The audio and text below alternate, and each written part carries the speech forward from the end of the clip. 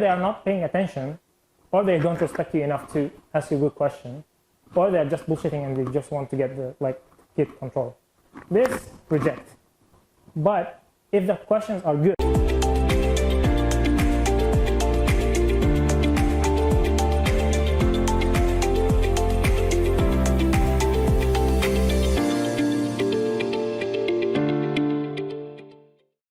that it's not you are just taking any job, you want the best job for yourself. You understand?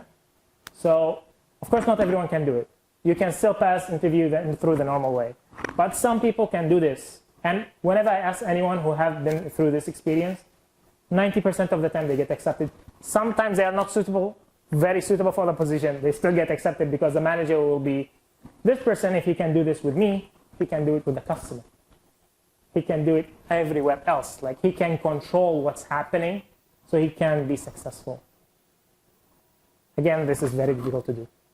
Trust me, I tried many times. It's not easy. Especially if the interviewer is a really high position. They have the experience to talk better than you.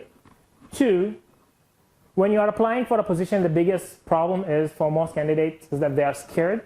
They will really want to get the position, so you are nervous. And when you are nervous, you take the safest way. So when you take the safest way, you avoid asking questions because you think if I ask, I might get rejected, right? But that shows you are not so confident as well, and which is, for many people, it's a problem. So many companies, they are looking for people who are confident. It's not always the case. It also depends on the position.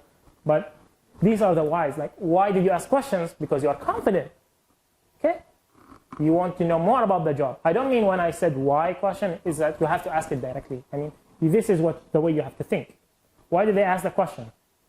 Okay? Why did they ask about my experience? What's their goal? How they want to get there? You get as much information as possible. We talked a lot about the interview step because it's the very crucial step. Like, people can lie in their resume. Some people are really good at it. They can copy resume online and put some things together and you cannot tell. It happens a lot. They can do the test. They can ask someone else to do it for them. Also happens a lot. I heard a lot about it in Vietnam as well. I heard about it a lot in Malaysia. I heard about it in my country as well. It happens. Like, people can just sit and do it. No one can catch you. Even if they have camera, someone can sit next to you and give you the answers. It's still not a problem. But during the interview, it's really difficult to lie during an interview. And if they could do it, I would hire them because they are really good. Honestly. If they could lie about it all this time, that means they already have the knowledge. Even if they didn't do it before, but that means they have the knowledge because I've been discussing with them about the position for a long time. So, okay, we talked a lot about this. So after the interview, you already hired the person. When you finish this, it means the process that we talk about reached to the end. So we did planning, strategy development, selling, or like selection. Then we shortlisted, interviewed, we hired the person. Okay? Sure. As one time, my mentor taught me that when I in the interview, I'm working as an interviewer.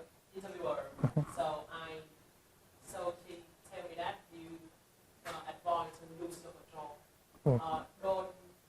Don't let the interviewee ask you too much question because you will lose your control. Yeah. And so, for your opinion, if you are an interviewer, and interviewee keep ask too much question, then you lose your control. Is a bad thing or a good thing? Because It depends on your level of skill. Because I think that it is when you join in an interview, you want to ask a question and you want to know more information about the candidate. But when they keep asking you a question, you cannot get enough information that you need. Okay, there are a few things about this. So one is your level of experience. Are they more experienced than you or no? So the people you are interviewing, usually. I'm asking, usually the level of them, the candidates. Not really. Not very experienced, right? Okay. So the things are, what kind of a question are they asking and why they are asking them? We go back to the same point. So it's not all about asking questions. It's what is the question and why is this person asking it? So if some people, what will they do is, to gain control, they will ask random questions. This is really bad. Because if they are asking random questions, it means either they are not paying attention, or they don't respect you enough to ask you a good question, or they are just bullshitting and they just want to get control. This, reject. But if the questions are good, there are two types of good questions. One, it's available online, but it's a good question. So that means they did not do research. So that's a bad thing.